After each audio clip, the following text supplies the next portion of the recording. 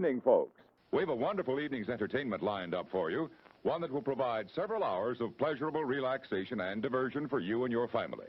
We hope you'll make this a weekly visit. Bring the family. Bring your friends. We hope you have a wonderful time. Come back soon.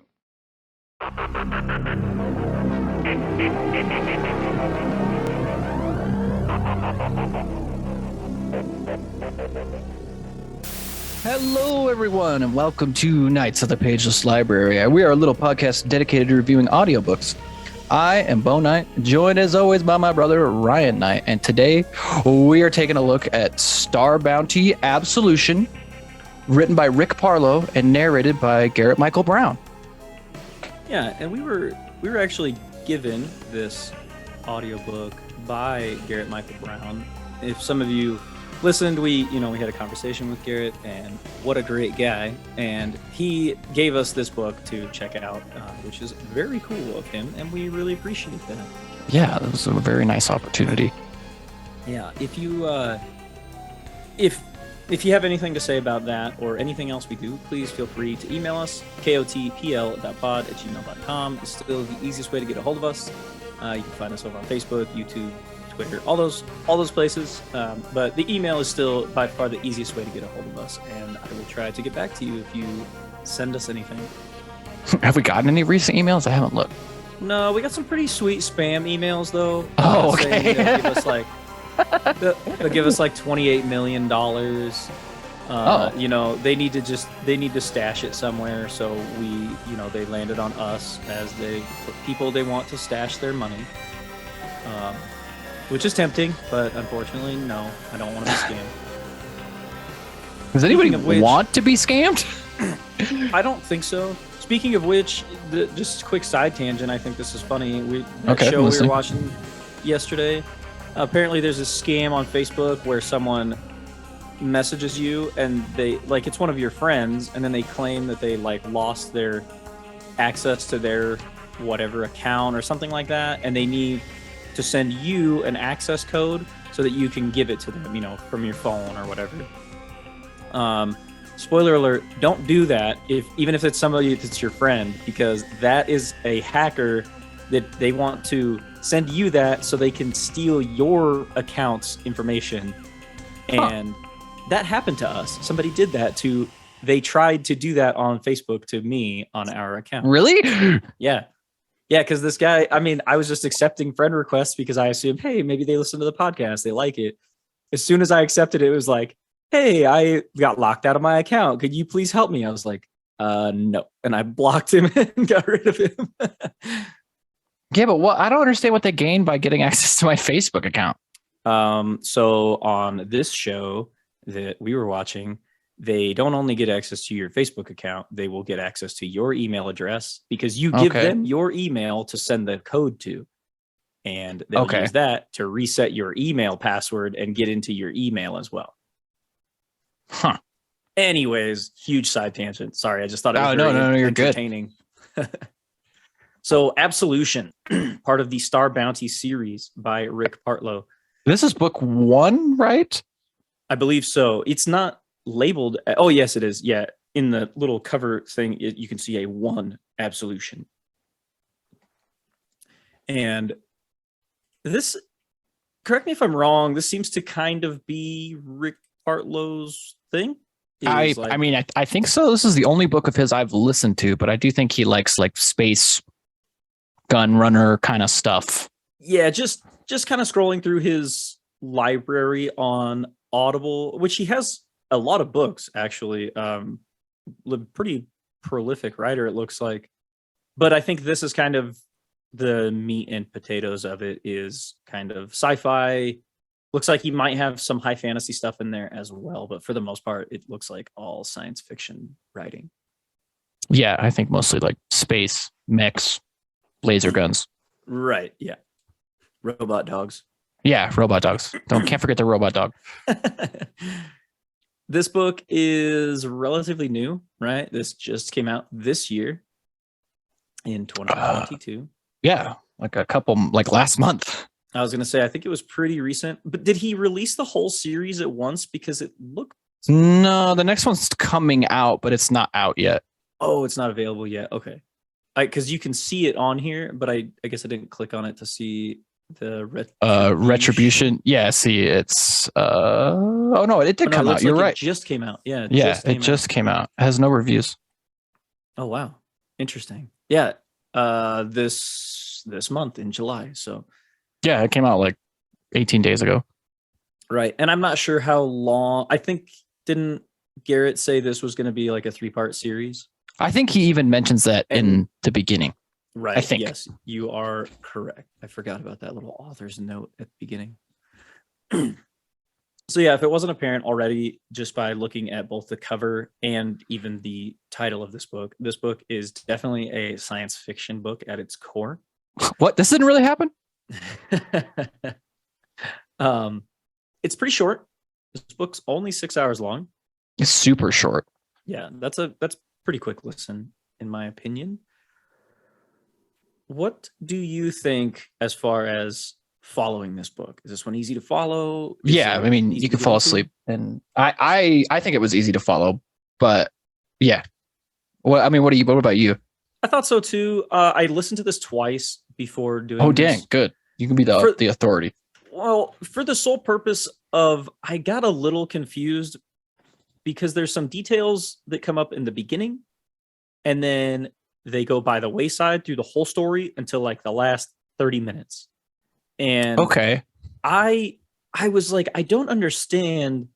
It was like some big revelation at the end of the story, but I was like, wait, who is that person again? I completely forgot. Oh, okay. I know exactly what you're talking about. Yeah. So I went back and listened to it again. I cranked the speed up to like 1.8 and just blasted through it real quick in a couple hours. Just to kind of understand a little bit better what the purposes of that were in the story. What did you think? Is this one easy listening? How did you think Garrett Michael Brown did for this one? I guess I think he's definitely improving. I really like the voice he does for the dog. I think he does a fantastic job with that. Yeah, I think he's definitely improving for sure. Like it's kind of been cool to like watch his progress as a narrator, because I feel like this was definitely a good showing from him, and I think he does a good job. I agree. I thought this was a really good book for him, and not a ton of characters, but definitely he did a great job as far as making them sound unique in this one. Mm-hmm. I thought he does a really good job in this one. There's a couple little, I don't know if this was his choice or somebody else's, but there are a couple parts where a character says something while something's in their mouth, and he did a really good job of doing like like making it sound muffled. I thought that was awesome on his part. Those are very engaging type of things that a narrator can do. I will make a complaint though that I don't like all the dead air in between the chapters, because there's easily 10 seconds of nothing, and then it's like chapter 12. So I feel like it's really weird. I kept looking at my phone like, okay, is it not working? I did the same thing. And I wonder though, I'm assuming that's on the editor's plate. I mean, do you think Garrett edits this himself? I doubt it. I would think that Athon Books has editors that you then send the book to cut the final copy, right? Yeah. And I imagine that he probably recorded each chapter separately, right? And then sent them all in. So I don't think he compiled them together. But I mean, that was honestly, it kept pulling me out of it. And it was really weird to me. Mm-hmm. Yeah. The time from when he stops talking, and it's almost, because it's at the end of a sentence, but so then you're like, oh, did my Audible app crash? Yeah. Because it's like 20 seconds before he's like, chapter 12. There also too, this is one of the possibly only books. Did you catch the line that's said twice due to an editing issue? Mm-hmm. You did catch it. Okay. Yeah. Yeah. Because I was like, that's weird. Yeah. That was also an editing issue. And he says it almost sounded like Garrett recorded it twice. And then he does say it differently. Left it in. Yeah. Because it's not just the same clip twice. It's him saying it differently twice. Yeah. Okay, I'm glad you caught that too, because I thought that was strange. This might be I thought I was having a stroke. I've caught it a couple more times. Okay. But yeah, because I was like, hang on, didn't he just say that? Yes, he did, and I caught it both times I listened to it. I was like, whoa. I'm glad you brought that up because I would have forgot. I mean, and not a huge like that. Don't anybody listening to this don't think that's gonna like break the story, because it's not. It is very jarring. So I mean, do you want to get into the recommendations a little bit? Yes. Are we missing any of the meat and bones here? No, I think we can move on to our recommendations for this one. What did you think? I'll let you go first. This is a weird one for me because this is a book for which I feel nothing. Okay. I wouldn't say I enjoyed it, and I wouldn't say I disliked it. Okay. I just feel like this is not my type of story. I don't know. I don't find space, I guess, that interesting, especially with what's done with it here as a setting in general. It almost doesn't need to be in space either. Exactly. I was going to say if that makes sense to you, but I'm sure it does. It makes sense to me, yeah. And I found it all to be pretty like boilerplate and generic. Like it didn't really feel like there was a lot to this story to make it unique. And I don't know if that's just me. No, I would agree with you on that. And I think your sentiment of not disliking and it also not standing out with anything you like, I 100% understand what you're saying, because I feel like I don't know how else to put it besides like I feel nothing. Like I don't feel like strongly either way on this one. Sure. I was a little confused. At first I was like, oh, okay, this is going to be like a pretty funny story. Yeah, I thought so too. Especially like with the way he opens up with dog and stuff. Right, exactly. I thought, oh, okay, this is going to be pretty funny. But then there's several times where it's like, no. This book is very serious. Yeah, it's like, super serious. I can't really take it seriously now because of the way you set it up at the beginning to be a funny story. So I was very torn on that aspect too, because it goes from like a humorous part to trying to be very serious and like grip you by the feels. Mm-hmm. But I'm like, for me, that's you would have to be an incredibly powerful moment for me to go from, oh, haha, that was a funny joke, to, oh, holy shit, this is serious. I mean, and this book, it did not do that for me. I was very kind of almost confused. Like, I'm sure I had a confused look on my face when those moments happened, because it felt kind of out of place. And no, I agree with you. I think like the tone's a little all over the place. And like those, like you said, like that big revelation, I was like, okay, so what? Like exactly. like you just dropped a bomb and it didn't go off. Yeah, I agree though. I didn't feel strongly either way on this one. I'm not gonna not recommend this. I mean, if you're like hardcore into sci-fi, I don't necessarily know that this is the book for you, because again, this book could have taken place underwater. It could have taken place in a different time zone. It could have taken place right down the street from your house. None of the setting didn't really matter all that much to the overarching story. It didn't. Instead of stealing, instead of the main point of them stealing these special crystal things that are like space crystals, they could have been stealing special things that were mined out of the earth. You could have set it up exactly the same under those circumstances. Yeah, now, I agree. That could be said about a lot of stories, but for some reason that stood out to me in this story. Kind of like you said, it's a little bit bog standard as far as there wasn't a ton of, what am I trying to say?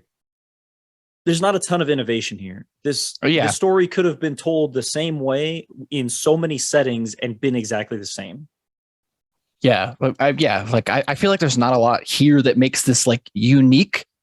Right. Like if you want the things this story does, I think there are a lot of other places to get it. And one thing that did disappoint me, without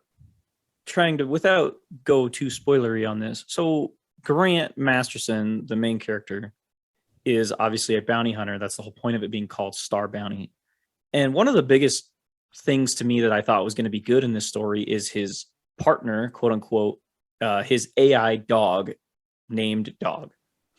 But Dog very quickly gets shunted to the side out of the story in a very not graceful way. No. And then he is not present for a good half of the story, which is very disappointing. Well, yeah, I find that disappointing too, because I think Dog is easily the best part of this book. Exactly. Easily. Yeah, exactly. That's my point, is that, and I feel like he took a back seat to almost what essentially turns into a 3-hour chase scene in this. I mean, that's what you spend most of the time doing, is listening to how these characters are running from other characters. And like the action feels generic to me. Like I don't know, but it's not bad. It's just not good. No, either. It's not a bad story. I'm not trying to say that it's a bad story. I just don't. I don't necessarily know that I would recommend you, like, don't pay a bunch of money for this. Unfortunately, like, I don't want to say that like Rick Partlow is not a good writer, because he has a lot of other works. So he clearly is a prolific writer. This story to me just didn't really do anything for me. Yeah, I know. I'm trying to think of like a good movie to compare this to, but it's hard to remember those movies. Right. I feel like this is like a nice unsweetened porridge of books. It's like, it'll fill you up, but you're not really going to remember it after you walk away. Sure. Also, I find it a little disappointing too. The cover art for this looks awesome. I mean, it looks amazing. Except for the way he describes the dog is not how that dog looks. Nothing like the cover art. Exactly. No, that was exactly the point I was going to. Because in the book it's like a brown mastiff, and this dog is white. It's supposed to be a mix between like a mastiff and a lab. And this is clearly a pit bull. Right. And it's supposed to look exactly like a real dog. It's not supposed to have parts of its inner robots showing. Like that kind of bummed me out a little bit. The cover art looks great, though. It looks the cover art's fantastic. I'm sure you'll see it if you're listening to this on YouTube. I'm sure that will be the background image that I will use for it. But I don't know. I really wanted to like this one, because I definitely don't want like Garrett to think like, oh man, I gave them this for free and they're shitting on it. I think it's important to be honest, though. I was gonna say I also, though, I don't want to, just because somebody gave us something, I don't want the expectation to then be, oh well, they're going to positively review it. We still want to be honest with our review, even though it was given to us. Yeah. I don't want to become some YouTuber who spouts, you should buy this product that that is sponsoring me because I think it's great, even though it's one of the worst products ever made in the history of man. Like, I don't want to be those people. No, for sure. Don't want to lose my fucking moral compass over something like that. We have honor. Exactly. I want to have a little bit of friggin' pride in myself and not stoop that low. All right, what do you think? Do you want to move on to the like kind of beat by beat? I'll let you lead this, because if you listen to it twice, I mean that's pretty good. Yeah, I mean I immediately went from that right back into the Way of Kings, so I just might have taken a back seat in my mind, honestly. I mean, as I'm completely caught up on the Stormlight archives in a matter of 2 weeks, I understand. Oof. Yeah, so we're gonna pass the spoiler wall for anybody who's new here. If this is your first time here, if this is a story you do think you want to listen to, please pause the podcast, go listen to the story, and then come back here. We're gonna go through it beat by beat as best as we can remember, and just kind of talk about the story and spoil it. So yeah. So as I said before, this book kind of opens up with Grant Masterson and Dog. And one of the opening lines in this is kind of funny. Oh, I guess we should talk about the author's note at the beginning, shouldn't we? Oh, yeah. Where he talks about like this was supposed to be part of a different series with a bunch of different authors, and he like went in and rewrote it all himself to make like his own series. But I feel like he maybe should have ran that past an editor, because it comes by like really conceited and cocky. Sure. I don't know if you got those vibes, but because he even says, he's like, I know how to write good stories, and I could just do a good job doing all this by myself. Right. It was a little, don't know if it comes off. Strange. Yeah, I think that author's note in the beginning is a bit strange. It's also something I'm really not used to hearing. There's very few books that have that. There's books that have, giving credit to people who inspired the story or what have you. This was, if you were reading a physical book, this had to have been at least 2 pages or more of context, which is kind of crazy. But context and like patting himself on the back.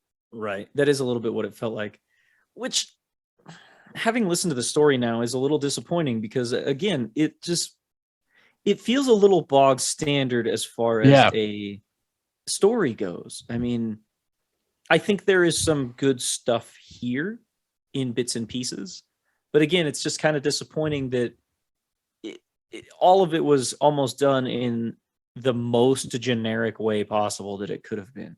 And I'm not saying every story has to have some incredible, scenes or parts that no other story's ever done. Of course, I'm not saying that, because you should take inspiration from other things and use them in your own things. That's just how, that's how stories evolve and stuff down the line.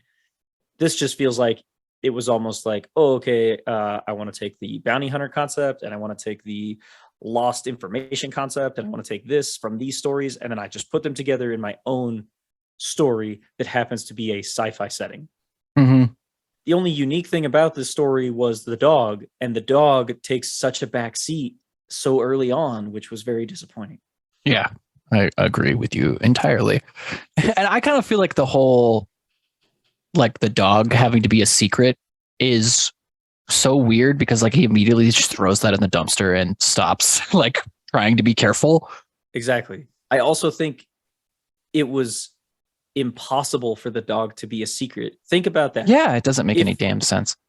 In a world where AI technology exists, as far as completely sentient AI technology like the dog is basically a person in a little dog robot form. If that technology exists, the technology to detect those things also exists. That and surveillance probably everywhere. Exactly. And it just makes no sense. And the reason he has to keep it a secret is because like having full AI is illegal. Right. Yeah, because he used to be in the military, but was he a military or a cop? Yeah. I think you're right. No. Maybe you're right. I'm genuinely, I was asking a question. No, I think you're right. It was a cop, and that's kind of the crux of the story and why he's a bounty hunter. We'll get into that here in a minute. I do like that the opening scene is basically Dog saying, "You're not gonna fuck this up again, are you?" Like, yeah, it is a good opening hook line. The relationship he has with Dog is great. How they like are basically like arguing and bitching, and basically Dog does all the work. Right, and that was a good hook in the beginning of this. I was like, that's pretty funny. The dog is smart and snarky, and Grant, he's a pretty good character as far as that, his back and forth with Dog.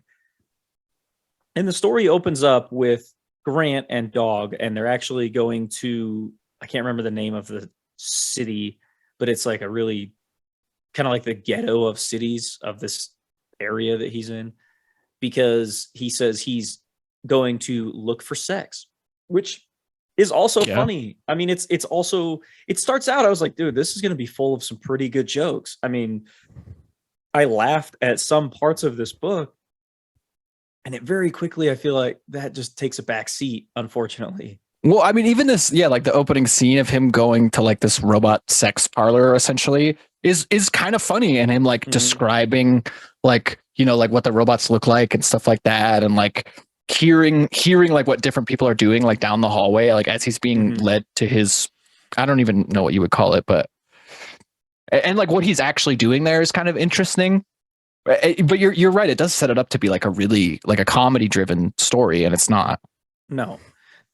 So what Grant's doing here at this place is he goes there because he's after a bounty that was recently he escaped, right? Yeah, I don't remember if he escaped or was released and did something else. I don't remember.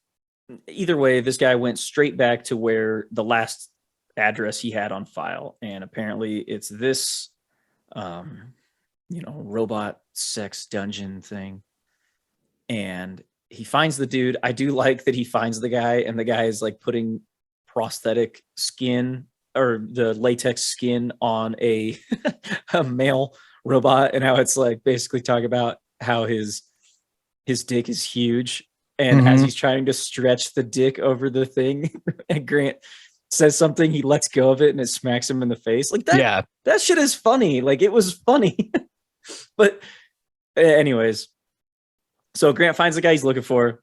They get ready to arrest him, or whatever bounty hunters do, since they don't really arrest people. I found it interesting too. This is a little bit of a side note. I was also watching the Cowboy Bebop episodes interspersed with this. Okay. So it is interesting that I feel like Cowboy Bebop is the better version of what this story is trying to be. Does that make sense? Yeah.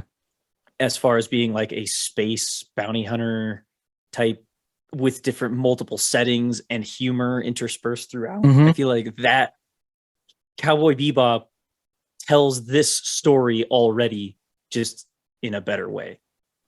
Yeah, I mean, I think the space bounty hunter is kind of already a tired trope, to me at least. Right. I feel like Star Wars already beat that to death. It's not to me, it's not a very interesting play space. Right. To me. Yeah, I do feel like it's been done a lot before. I feel like that's all they do with space settings, right? It's like either grand fighting or a space bounty hunter, or they are like a guy that delivers guns. It's really about it. Yeah, those seem to be the few things you can squeeze out. Yeah, I just summed up most of the space stories right there. Yeah, because even I can't remember the last time I listened to even a good like alien story, Yeah, and see, like this is why I have a hard time with space settings, is because they don't do anything interesting with it. You don't run into something that's like completely unknowable and like you can't even fathom this thing. It's just like they just use space as a different means of travel is all they use it for. Right. Have you watched the latest season of Love, Death, and Robots? I've seen a couple episodes. Okay. There's just because of what you said, there are a few episodes in that might change your mind as far as them running into things that are unfathomable. It's pretty good. But what do you mean change my mind? I said most of the time they don't use space, right? No, I know, but what I'm saying that show, definitely a couple of the episodes do that correctly, is what I'm saying. Well, I mean, because that's, to me, that's what you should use space for, is like stuff that doesn't, like, you can't understand. That's what it should be for, because space is like huge. It shouldn't just be like a friggin' trucker simulator in space. Exactly. And any of these kind of stories where space is already basically colonized, you already you lose that sense of wonder, because you're like, oh, basically there's just people everywhere. So, well, yeah, I mean, it's no different than like a wagon train compared to like a freaking a spaceship. It's like the same thing. Exactly. And that's kind of what I meant when I said this story could be told under any other setting and it wouldn't change it. Yeah, because exactly. You could have told me that this guy and his sentient dog were riding a wagon train. He's a cowboy bounty hunter riding in a wagon, and that's his only means of travel around the country. Yeah. It's the same thing, except this dude has a spaceship. Yeah. Which is called the Carrietto, which is a really cool name. I mean, don't get me wrong. Yeah, that is a cool name. Okay, sorry, we're getting off track here. No, I feel like there's just not a lot to talk about here, so it's easy to get off track. Sure. So as Grant is about to arrest this guy's ex-wife or wife, or I don't remember what she is, she busts in and pulls gun on Grant, and she's pissed off that her ex-husband is getting arrested again. And I can't remember. Do they even get in a little firefight right here? No, dog just bites the dude's nuts. Oh, that's right. Yeah, that's when he talks with the dude's nuts in his mouth. Yeah. Yeah. Which is funny. I mean, those parts were funny. And I do like that Dog shows restraint, because Grant even brings it up. He's like, Dog could have just, killed all of them super easily by himself, but he obviously doesn't want to do that because it would make it very obvious that he's, a sentient AI or something. Mm-hmm. So they get this first bounty that they need, and they take him back to wherever he drops the bounties off to. And this place that he takes him, so in this star system that they're in, it's basically like the headquarters and it's where he used to work, right? Yeah. So inevitably, when he's at this building turning in his bounties, he's going to run into these people he used to work with. And he takes this bounty back to claim it, and then he wants to pick up another one. And while he's there, he has a run-in with a couple different people from his past. One of them is a guy he used to be in the police with, or whatever they are. And he has a conversation with this other gal about these bounties that have been on the board for like a long time that nobody's looked into. And this is where we get a little bit of his past as to why, he was in the cops and now he's not, is because one of these guys that worked there, this guy accused Grant, right, of what was it? He was spying on him. Well, I mean, essentially, I like the whole thing that happened, right, is like he basically caught one of the people, like one of the police, doing something he wasn't supposed to be doing, and Correct. He was told to drop it, and he just didn't drop it. Yes, that's right. Yeah, he was told to not look into it, right? Yeah, and he didn't, and that's this is so a generic backstory too. It's like I was the only honorable cop among them. Now I'm just a bounty hunter. It's like, all right. Puts a shot glass of whiskey down. Exactly. That's actually a cooler setting, because then I'm imagining like cowboy hats, some nice dust. Mm-hmm. Sounds good. I agree.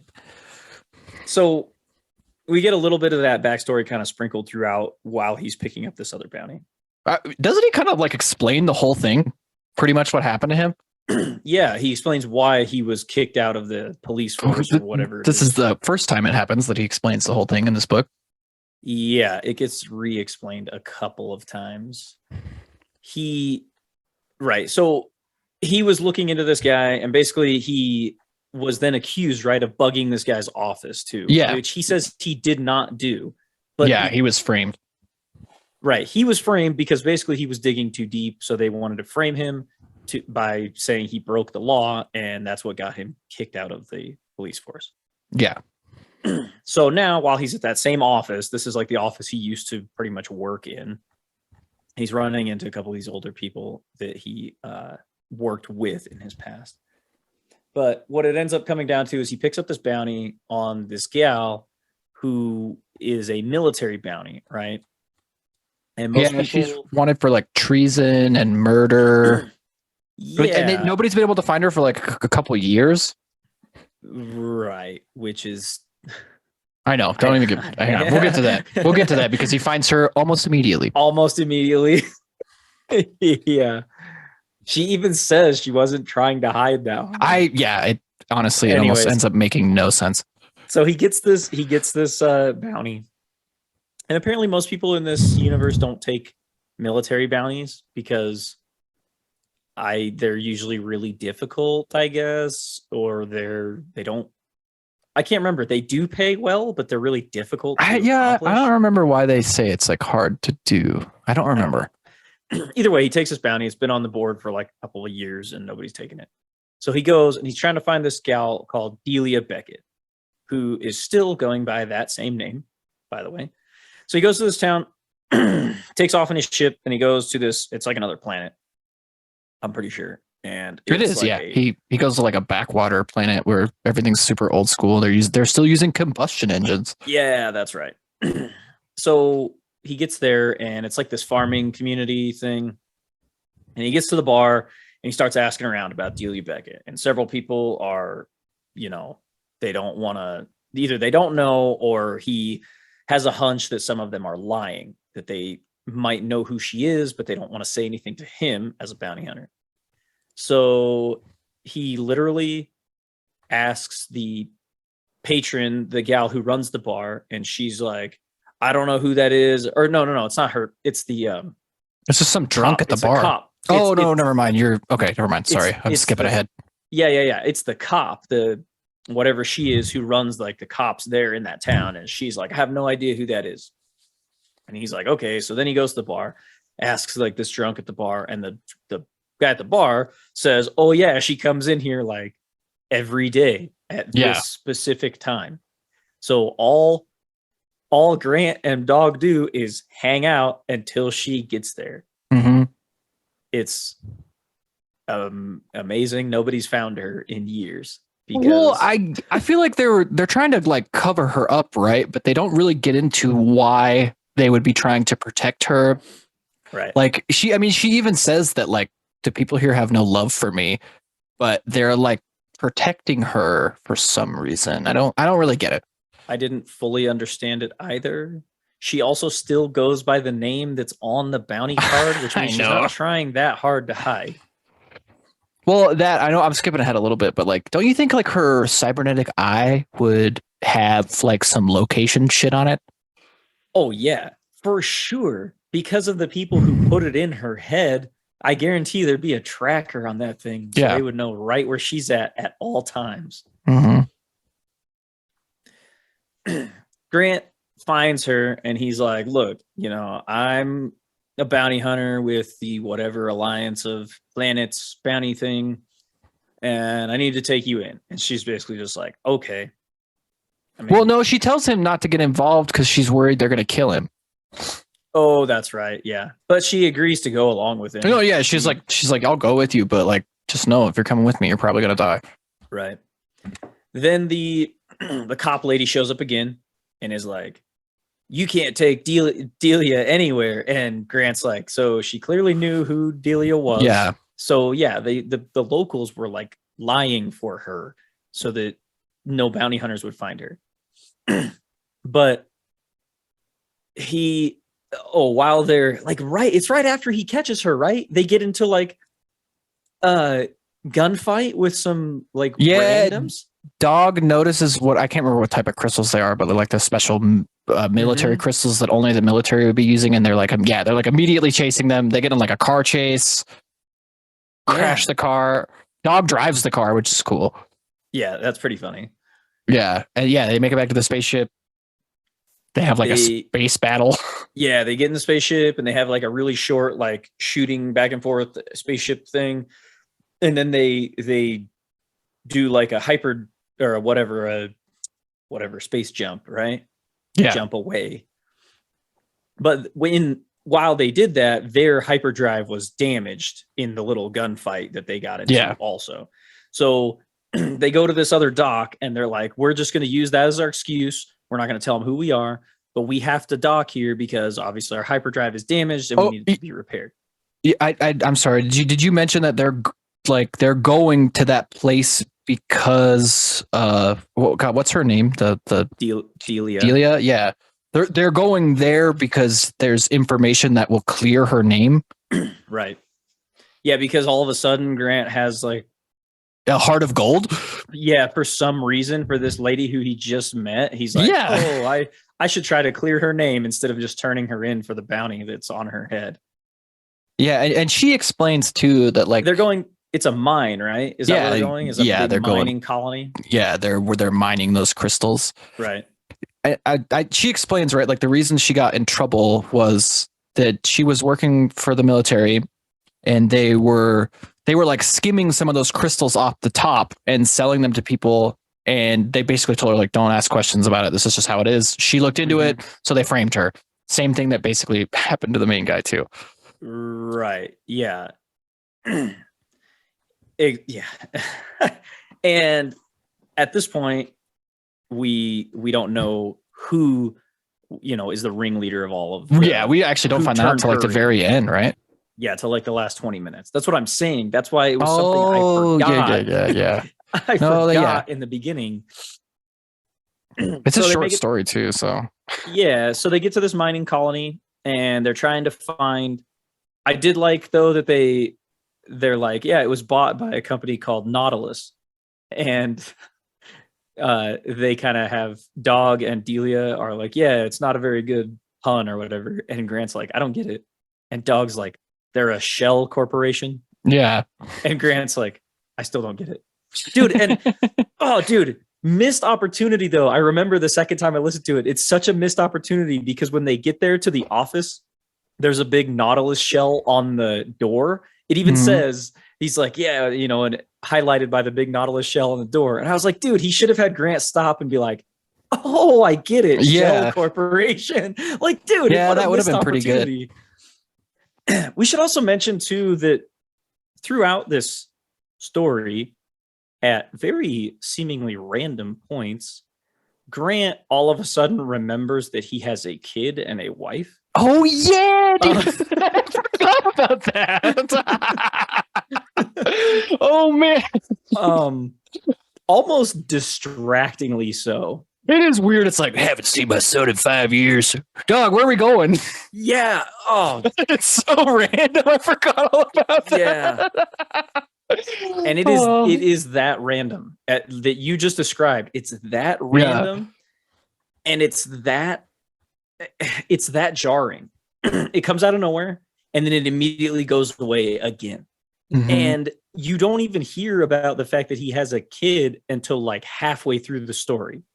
So it's almost like an afterthought. Like, oh, I probably should give this guy a little bit more background story for a setup for the trilogy or something like that. Yeah, no, I forgot entirely about that. Like, oh man, I'm glad you brought that up because I forgot that show was even in there. Yeah. Either way, so they get there, they get to this Nautilus building, which is it's cleared out. Like the people, they packed up all their shit and they left. And the only way to get any information is Dog finds it's like a power relay that everything's plugged into. And apparently in this future setting, everything that you plug into this power relay, like your computers, it also has a small hard drive in there that it's backing up its information to at any given time.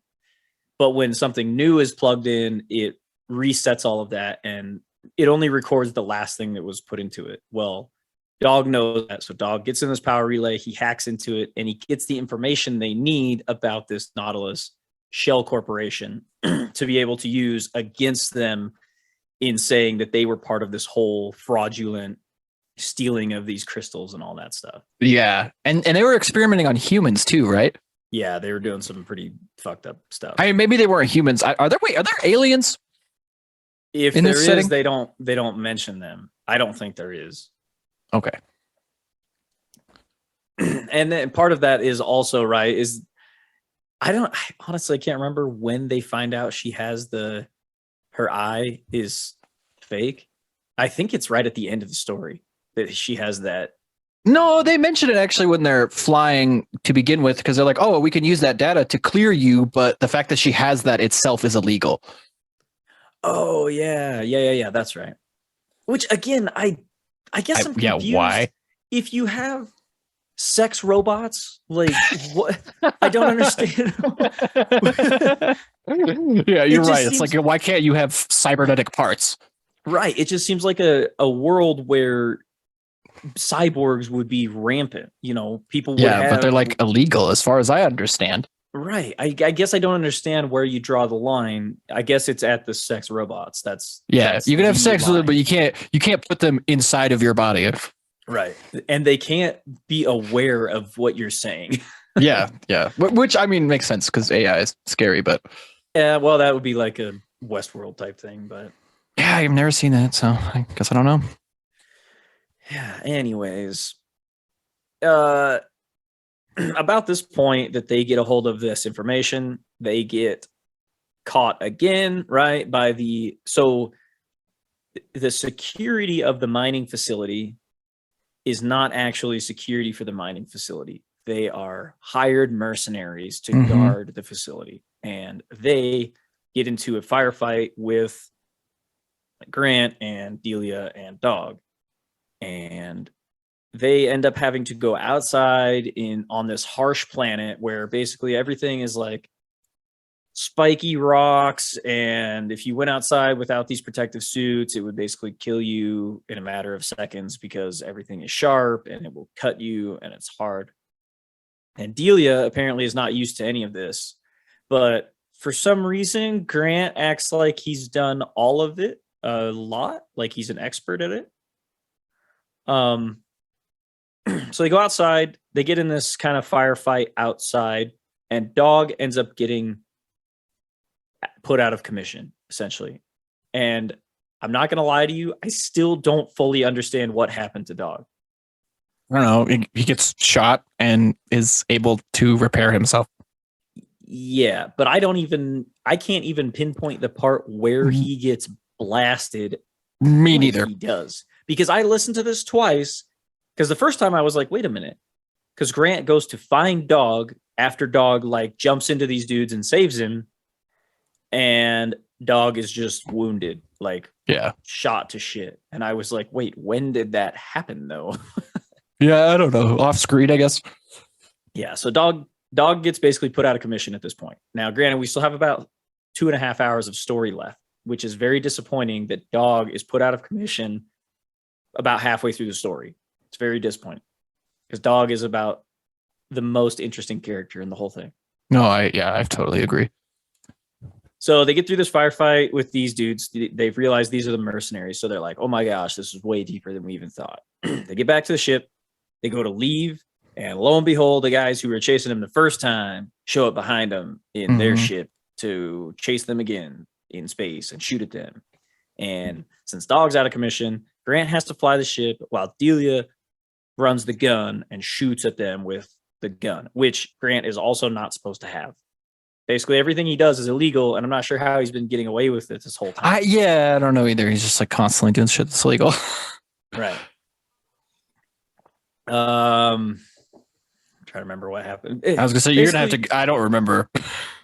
Basically, for these last little parts, it's just them kind of running and in a gunfight, both between the on planet and in their spaceship. It's just one big kind of gunfight, running gunfight. They make it out of it because she manages to shoot the other ship down and whatnot.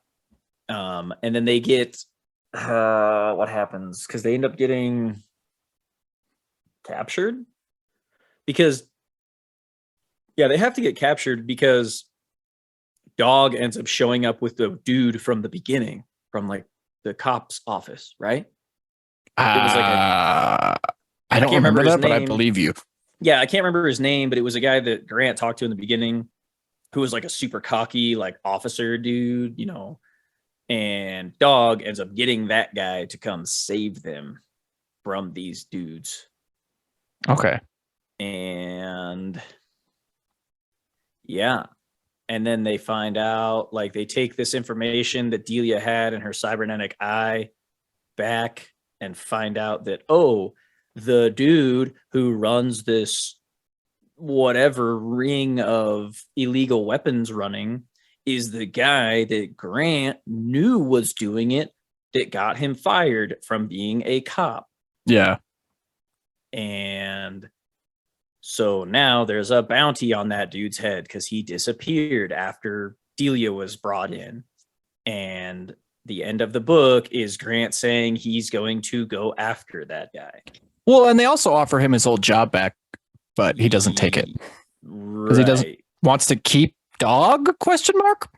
Yeah, I guess. But isn't it still highly illegal for him? Oh, I mean, it's super illegal. And I don't know if you forgot, but he has a son. Oh, yeah. I did forget because I know. It's easy to forget. Yeah. Yeah, and I'm sure I glossed over some stuff there at the end, but it's just wasn't super engaging. No, yeah, like I feel like I was like, okay, they're flying, they're fighting. Oh, it's over. Yeah, I mean, yeah, that's kind of what happens. Yeah, and I don't want to do the book a disservice, and I'm sure we are by glossing over some of that stuff, but we definitely hit the high notes, that's for sure. So yeah, I think so. I mean, you can yell at us if you want. Yeah, please feel free to kotpl.pod@gmail.com. Yeah, please yell at me. I don't care. You got anything else you want to say about this book in particular? Not really. I feel like we've beaten this poor cybernetic horse. Yeah, that looks like a regular horse. I don't want. Again, it didn't come off that way, but I don't want people to think that I'm saying this is a horrible story, because trust me, I would have told you if I thought it was a horrible story.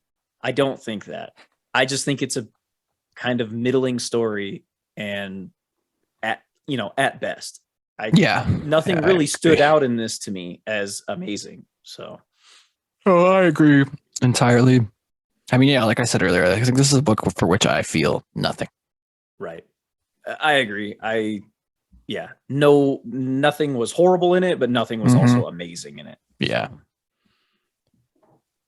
Yeah. With that, I don't know. You got anything else on this one?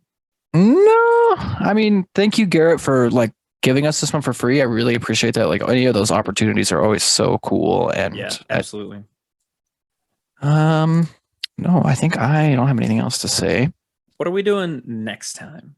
So our next book, we are going to be reviewing The Way of Kings, but since it's so long, we're going to do like kind of like a book club where like once a month we're going to kind of go and do like the breakdown like we just did.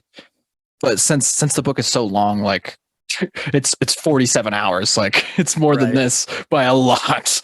Yeah, so we're gonna break it up into sections and kind of talk about each individual sections a little bit.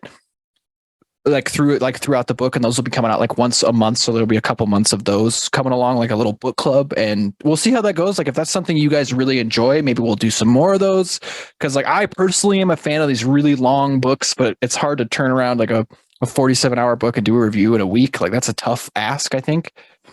But, yeah, and we didn't feel like it would do it a lot of justice to try to cram both the review and kind of a full breakdown of the story into like a 1-hour episode. We just didn't feel like that does it enough justice. Yeah. If it needs it, because trust me, if we listened to a 47-hour book and it was awful, we'd be like, oh my God, just don't listen to this. Yeah. Yeah. So that'll be some content to look forward to in the future. Our next episode that will probably be coming out will probably be an Anime Squires episode. Should be coming out soon as well. Yeah, and we'll have like we're gonna do like a special episode where me and Ryan do our top 5 narrators that we both like.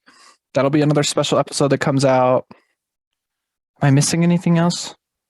No, I think that pretty much sums up what we got in the near future, at least. So. In the works, in the oven. Yep. They're cooking. Again, thank you everyone for listening. We really appreciate it.